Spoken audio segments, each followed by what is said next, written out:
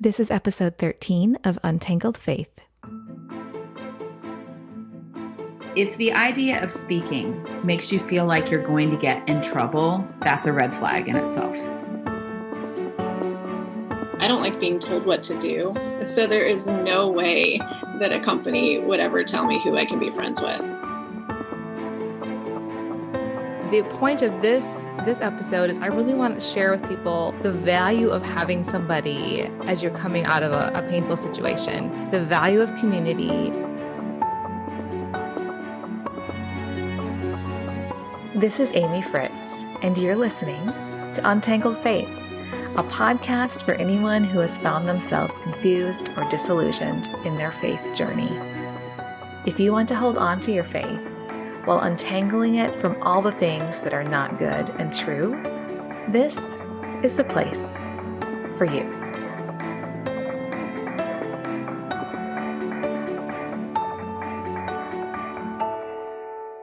Over the last 2 years, I've had a lifeline of community that God provided to help me walk through a time of healing from spiritual abuse. The stories I could tell of how some of these connections happened could fill a book, and I wouldn't be surprised at all to see that happen someday. Even as recently as this week, these unexpected pockets of community keep surprising me.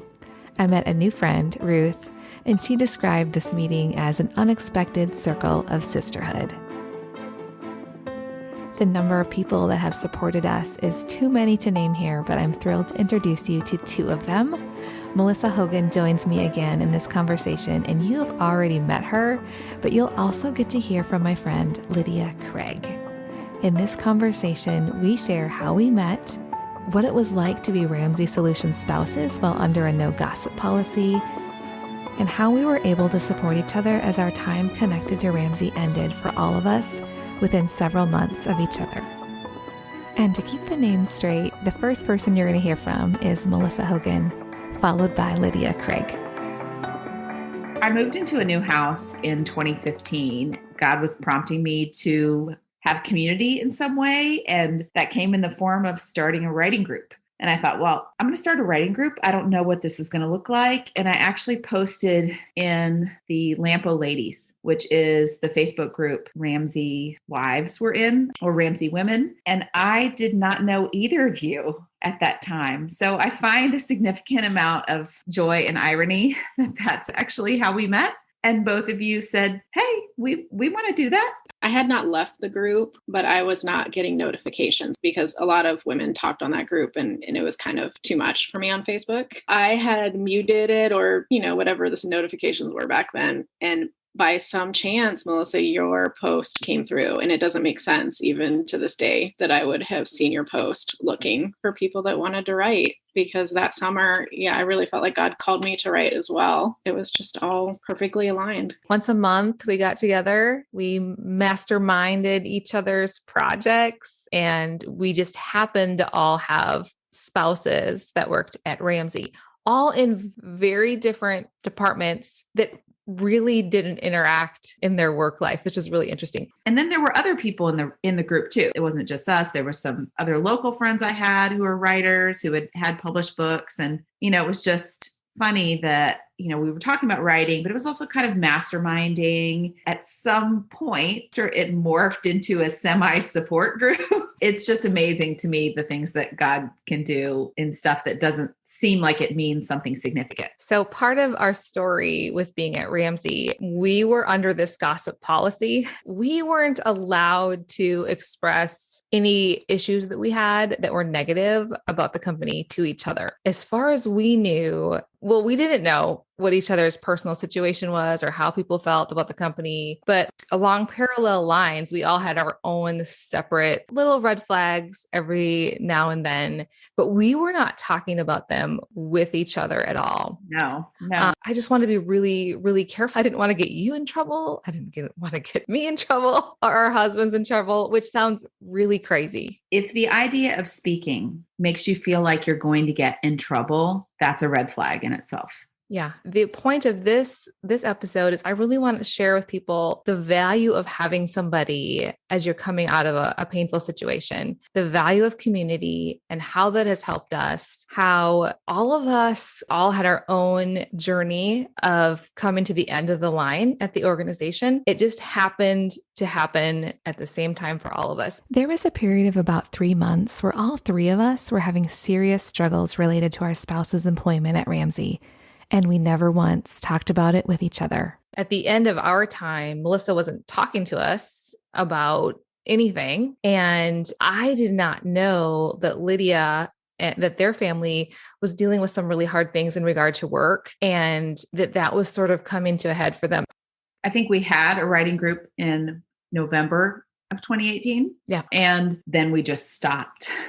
Every once in a while, I would think, it's really weird. We just stopped and we're all just not saying anything to one another out of respect and care for one another. Things became super intense in pretty much all of our lives. February, March 2019. Actually, one of these days, I happened to be at Lydia's house and I had just got a message from Nathan that his team leader had resigned. I knew that was a big deal. And in telling that to Lydia also was like, what is happening? Within several weeks of that, Nathan resigned. Lydia was still their family was still figuring out which end was up with all of the stuff. So it wasn't until the dust started to really settle, like the end of that summer, we were able to come together and say, what in the world? What just happened? Yeah, I would say for myself that I was very naive, up until March, that the company cared about us and would do what's right because it's Christian. So I just assumed that it would all work out. It went from that to a drastic no, that's not the case. That's not what's going to happen here. Started in March when all the dominoes just kind of started to fall for all of us in different areas, but yet with a similar thread. I think the day of Nathan's resignation, either you reached out, Lydia, or Danny reached out and said, let's get together. I don't think I can fully describe what a big deal it is that Danny reached out to hear Nathan's story.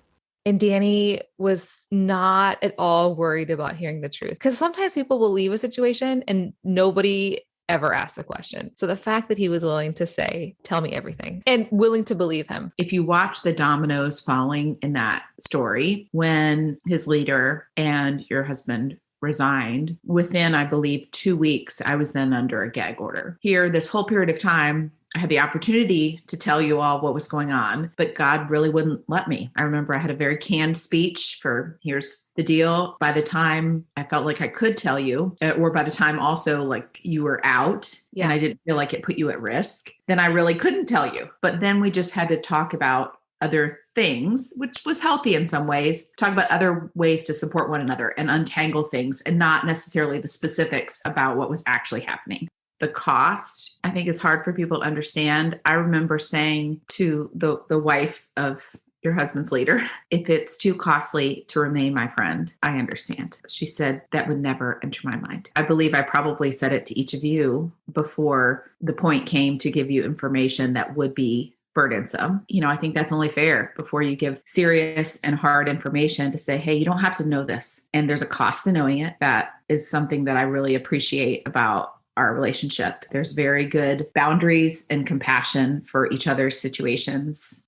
I don't like being told what to do. So there is no way that a company would ever tell me who I can be friends with. There's just no way. Danny was a little more hesitant, with the gossip policy and trying to do things right because he was in the system. I think I was a little naive to how strict the gossip policy is because in my mind, none of that's gossip. It never has been. Whether the company says it is or not, speaking the truth about your situation is not gossip. They're definitely not going to tell me who I can continue to talk to and who's safe and who's not safe. We all had to make decisions independently about staying or leaving. We can honestly say we were acting off of information that we had come across or things that we had seen ourselves that helped us make that decision. But I think that was helpful because we didn't all experience the same thing, but we had common threads. So there was enough to relate on so that someone's saying, hey, you're not crazy. I experienced this too. But at the same time, there's enough difference to say, hey, this isn't just one problem. This is a system. There are lots of things about the system that are wrong. It's also coming to like an independent assessment of what is the problem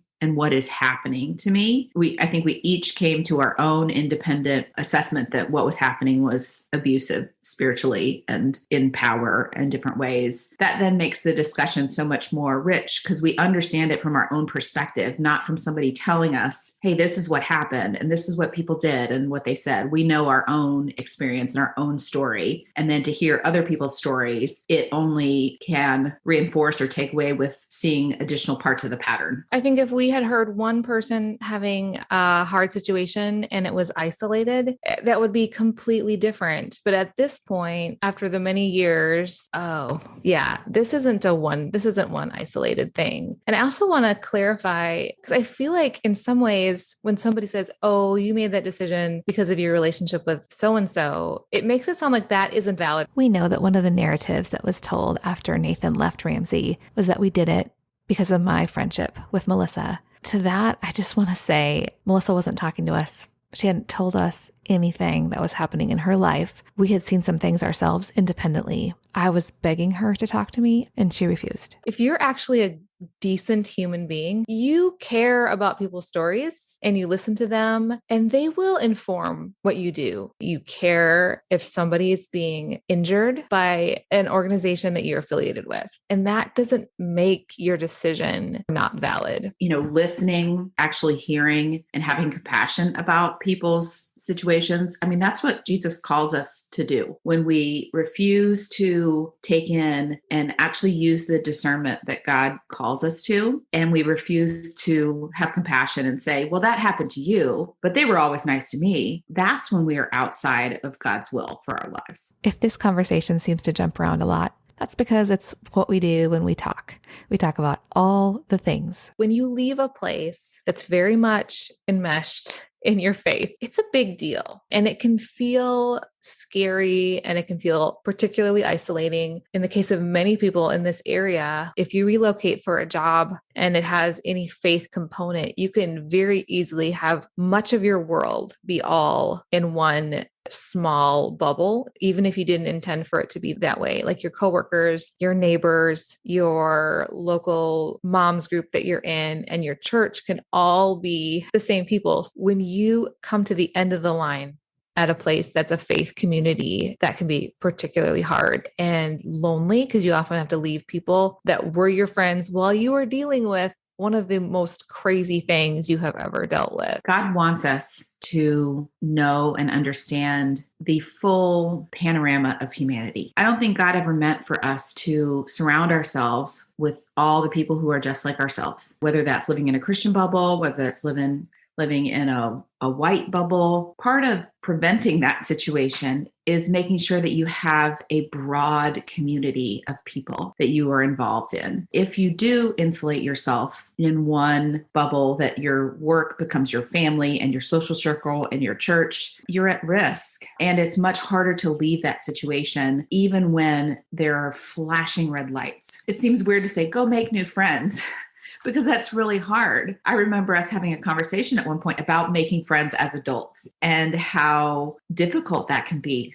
Having communities based around the things that you're interested in and the things that you enjoy and the things that you care about, and understanding that that's really important. And that it's actually unhealthy to have one insular community for everything. But sometimes that community will try to convince you that that is the healthy thing, when actually that's the unhealthy thing. Yeah, when we moved, our biggest concern at the time was that we were going to join a Christian bubble. And we knew that that was not what God would want from us. So we were intentional about our church not being all people from the company. And like we always hung out with neighbors that were not part of the company. So in that way, when we left, we did have people that were outside of it. But it would have been really hard also to leave without you guys, because you also need to have somebody to say, you're not crazy. I understand what it was like to be in it. And so my heart goes out to both groups of people, the people who only have friends in the system, but then also the people who leave and don't have anyone from the system to validate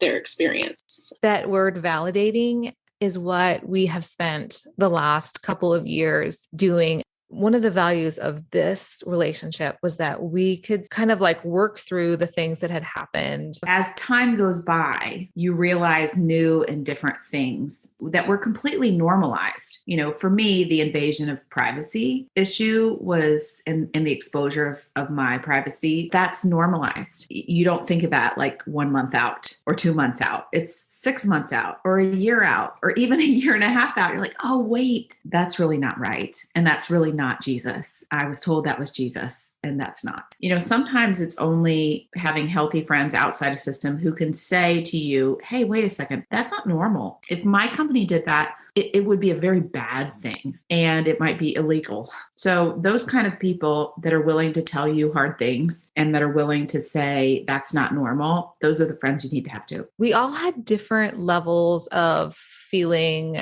traumatized by this situation, and not everybody was dealing with the deep things at the same time. I learned from Lydia, because she's our Enneagram whisperer. She has taught me boundaries really well. And so when we were first not hearing from Melissa, I was like, let's get together. Let's do something. And she was like, well, I know Melissa. I think she'll talk to us eventually. Some of that understanding boundaries has helped us even as we've gone along. I'm glad I could be of service, but I will say that your discernment on that was much more accurate than mine at the time, because I was still in that. It's a good company. They'll do the right thing. It can't be that bad. You know, what you were feeling was true. It was good for me not to be pressured. I didn't have to then make the decision over and over and over again. What do I say? What do I not say? I really made the decision one time and said, here's what I'm saying. And you accepted it, and you didn't, neither one of you pressured me. You know, one of the stories I love is part of the story of Job, where his friends sat there silent for 7 days. If people don't know, I'm in a rare disease community. My son has a rare genetic disease that is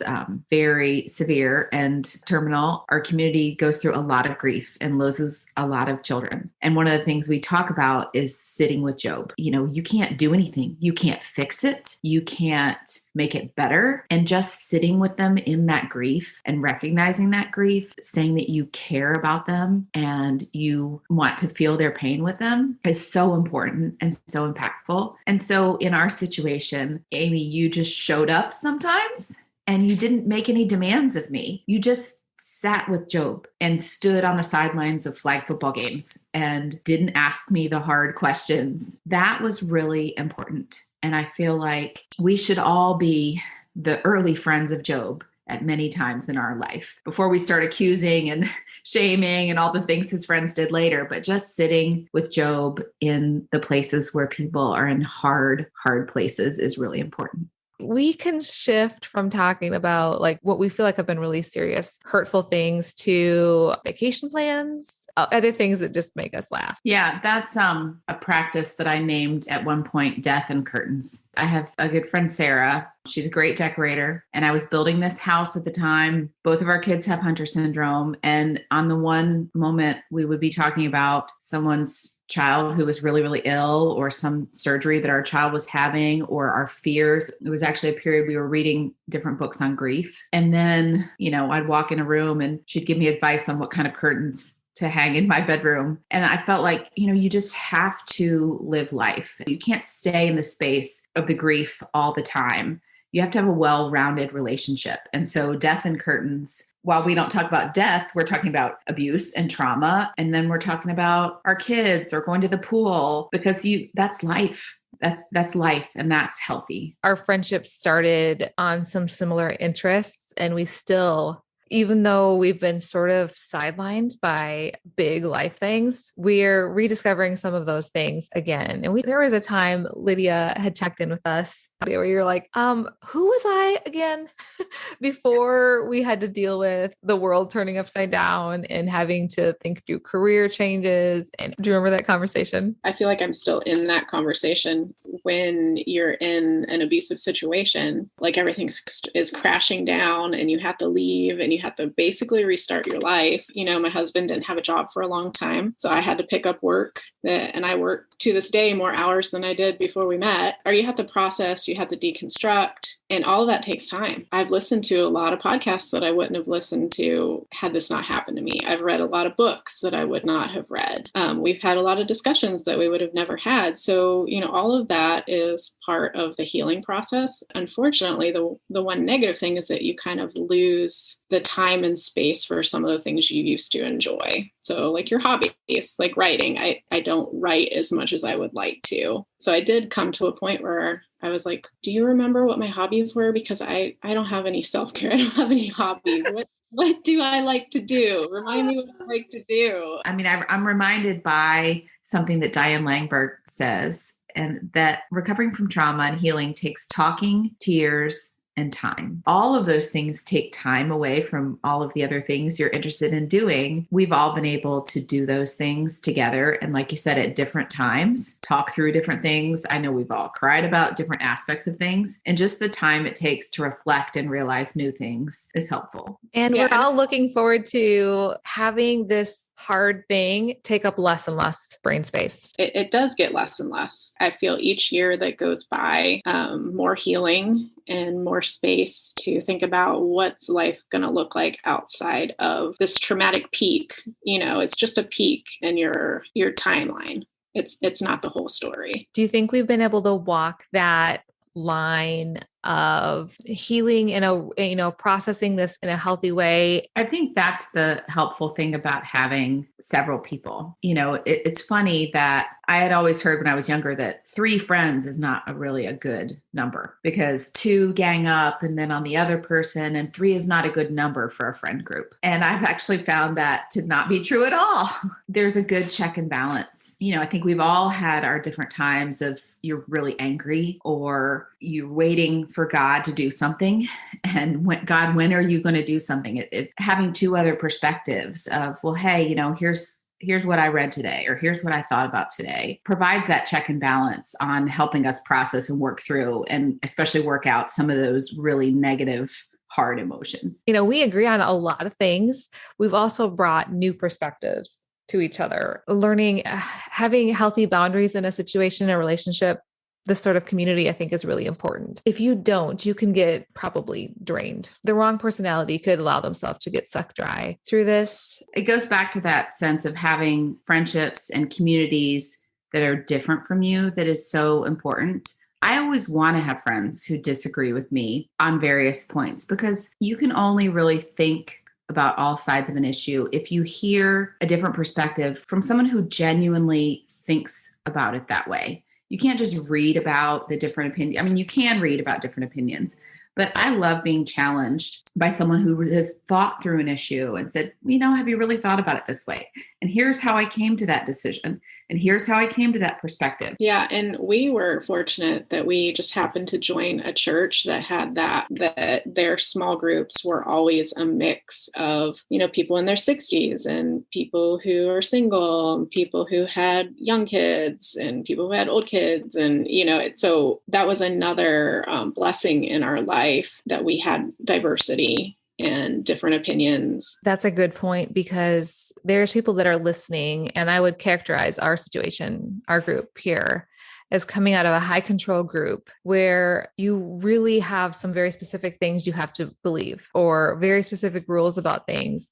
So I think it was an important part of our healing to talk with each other about things that sometimes were uncomfortable, or, you know, we talk about politics or theology where we didn't always land in the same place, and not have a lot of anxiety as a part of that. Just having the discussion is worthwhile.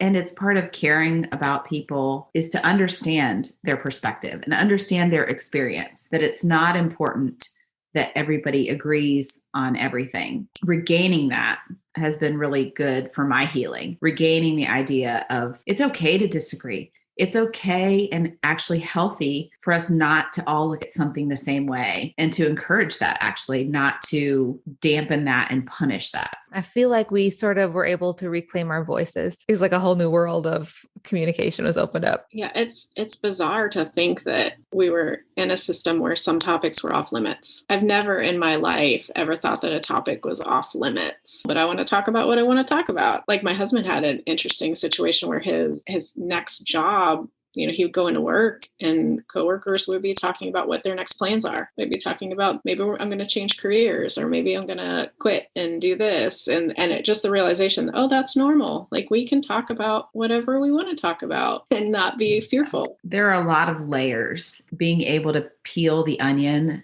slowly with other people it just takes time. I always think about the people who don't have a support system, like people under NDAs. Like, it breaks my heart to think that you can't process or tell your true story to someone because you're fearful of legal ramifications. I don't want anyone, my personality, I don't want anyone to have to be alone with this. If I meet somebody that has gone through something similar, I want to sit next to them and say, hey, if you ever want to talk to somebody, if you've lost a job or you've lost a faith community in a way that's really traumatic, you aren't alone. And if you feel like there isn't a safe place there are safe people. Yeah. The sad thing is when you leave, you feel like you did something wrong. And so if you're unable to talk to anyone, like, you could go years feeling that sense of shame that it was all your fault. And that makes me feel really sad. Whoever's out there listening that needs to talk to someone, I just don't want people to feel like their story is a secret. It should never be a secret. You own your story unless you're legally bound in some way, which often happens. Melissa and I talked about this in another recording. Usually there's a huge power imbalance on one side. I mean, how isolating is it anyways? But to have like some legal handcuffs on you are so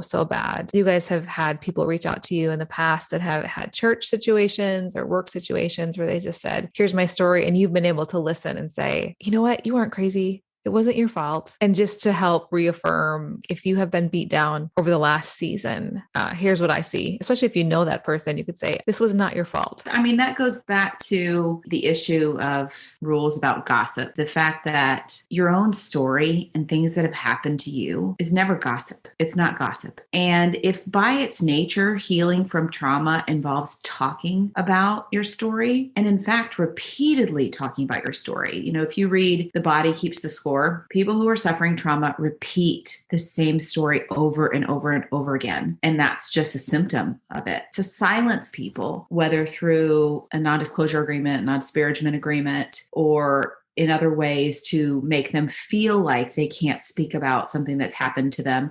And sometimes even before they know that it's, quote, something that happened to them, just to speak about their experience, to try to process it and understand it. And then even to speak to other people in order to see that there's actually a pattern to what's happening, because that isolation of feeling like it's only happened to me is something I did wrong, and not realizing that there's 100 other people who that's happened to or who feel the same way. There's value in that. And it is the opposite of Jesus to silence people in an effort for them not to say true things about you. Permission granted to tell your story in whatever way you feel safe. And then as you heal more, you have an opportunity sometimes to share your story with somebody else, not just so that everyone knows your story, but for the benefit of others. And the Bible talks about that we experience things so that we might come alongside other people who are hurting in the same circumstance. What we go through is not for nothing. Look at your situation, and especially look at how God walked you through that situation and how he directed you and how he is healing you, and the testimony that is in your life, to use that to help other people. That certainly doesn't involve staying silent about it. What do you do if you have a friend that says, I'm willing to hear your story, but don't think that I'm going to join your side. Like, first off, red flag, why are there sides? Like, why would you ever utter those words? Secondly, what do you do in that situation? Like, is that a safe person? Is that a safe place to put your story? Part of the issue is for us all to understand what is healthy and unhealthy. The reality is we're all sinners and we all do sinful things or unhealthy things at different times. Hopefully, those are isolated situations, but those isolated situations do not mean that we are necessarily unhealthy. So understanding our own situation, especially if we're involved in an unhealthy organization, by its nature involves the pattern, not just one isolated occurrence. And I think how abusers and abusive systems get away with things for so long is they force you to look at only isolated situations and say, well, yeah, that happened, and here's how we dealt with it. So if the right hand never knows what the left hand is doing, and the right hand never knows that there are 1,000 left hands that this has happened to, you can look at any individual situation and say, oh, we're going to handle that this way. So until you realize that the same thing is happening over and over and over again to lots of different people, you have no context for your story. And that's part of what I would tell people who, if they only want to hear this isolated situation, they're hearing 1% of your story. If what they're saying is, I'll listen, but I'm not joining you. I'm not joining your cause. I think I would push back a little. I would say, I'm not asking you to commit to anything. I would want to know if there's some misunderstanding about what they thought listening entailed. Generally, a good friend and somebody who is telling their story as well, who has good boundaries, isn't requiring the listener to do anything except for believe them and care about the story. Something that I wrote once about hearing people's hard stories is that it is a kindness to be comforted. It is a benefit to be believed. It is a gift to be understood. It is an honor to be defended. If you are going to hear somebody's hard story, of course you want it. The baseline is to comfort them. And then, they want to be believed. They want to know that you believe what happened to them. And then beyond that, to understand. So part of understanding is understanding whether it's a pattern, understanding how it affected them, whether they're experiencing trauma from that. Now, the hard part is most people don't want to get to that point because at that point, it might compel them to do the last thing, which is it's an honor to be defended. So to then defend somebody who has experienced that might be costly. It might cost you friendships to stand up for them. It might cost you your job. It might cost things that you're not ready to give up. And so some people stop at the very beginning to not hear the story at all. They know that a decent human being would move along that path to comfort and then believe and then understand and eventually might be called to sacrifice something for that person. So they don't want to know, or they want to hear and then move on. Yeah, that's interesting. It reminds me, I'm not on Twitter very often. A few months ago, I saw something on Twitter and I just could not say something. And so I commented. Within an hour, I got a text message from a friend who was related to the situation, just thanking me. And I didn't say her name. I didn't say the situation. It was a defense of her and her story, but it never occurred to me that that would matter, that she would even see it, and that it would matter enough to text me. So that makes sense, Melissa, that defense part of it. Some people stand at the side of the pond and say, oh, I see you're drowning. That's too bad. Some people might say, here's a stick. If you work really hard, you can grab it and get out. And then some people jump in the pond with you and help you to the side. That's who Jesus was. And I feel like that's who we all should be. It makes me wonder, are you truly friends with somebody that you won't defend? That's an interesting, probably off tangent topic. What constitutes a true friend? Are they going to at least grapple with it, at least consider that cognitive dissonance and feel that discomfort and be willing to say, I don't know what to do with this? I want to respect people's boundaries. If they're not ready to deal with something, I do want to respect that. I'm not going to no longer care about them because they don't or can't deal with something. But as mature adults, we should be able at some point to say, I can't deal with that right now, but I'm going to work toward being able to grapple with that. I think we've all had people that have said to us, either with their words or their actions, I don't want to hear about this. I believe it's caused all of us to be more empathetic to people leaving a spiritual spiritually abusive environment. Every one of us has had an experience where we have seen somebody exiting a place that's abusive, where we've reached out and said, I don't know your story, but I just want you to know I'm here and I'm willing to listen. And I think we've all also probably heard well, aren't you just being bitter? Shouldn't you get over it? That one really gets me. But I will say that it's made me want to make sure others don't get hurt. So I feel like that comment is what makes me speak out, because I'm not okay with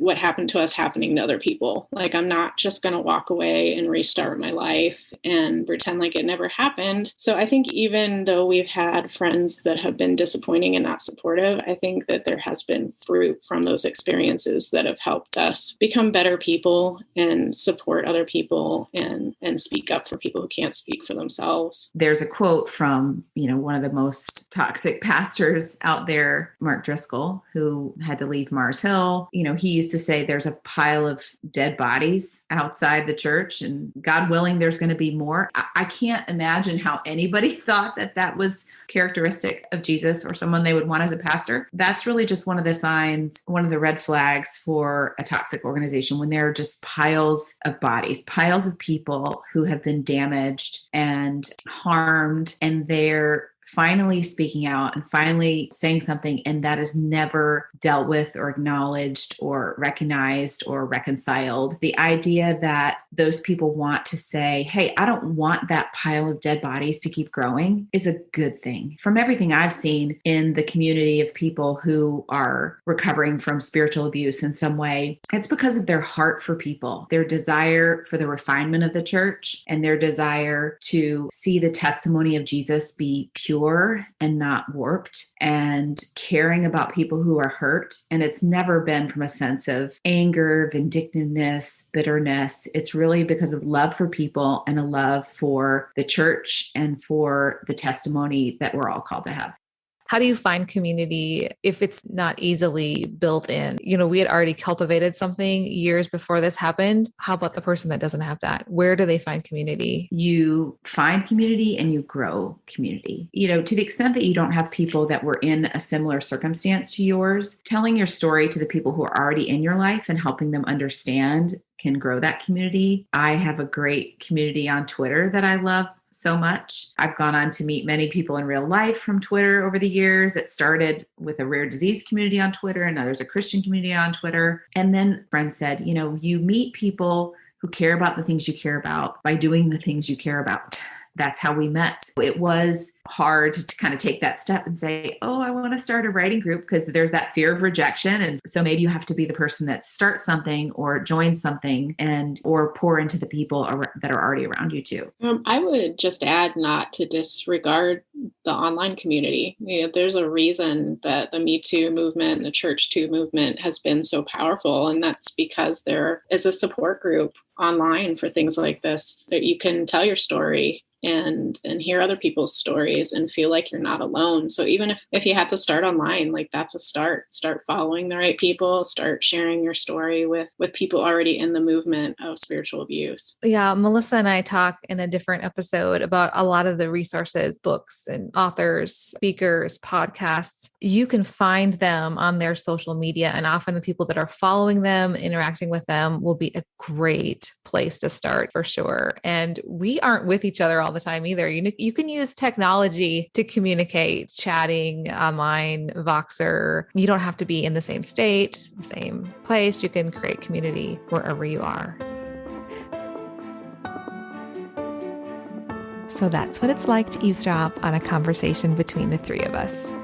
Speaking of community, I would love to continue any of these conversations we start on the podcast with you. And we can do that on Instagram or Facebook or Twitter. I am at Amy Fritz or at Faith Untangled on Twitter, or you can find me on Facebook and Instagram as Untangled Faith. Thanks for listening to the podcast. I will see you back here next Wednesday on the next episode of Untangled Faith. And so I'm in this sphere where I'm teaching about marriage, I'm writing about marriage. I don't fit. Like, I'm the ugly duckling. But this idea that you can't critique someone publicly is so unbiblical. When teaching is done in public, it has to be called out.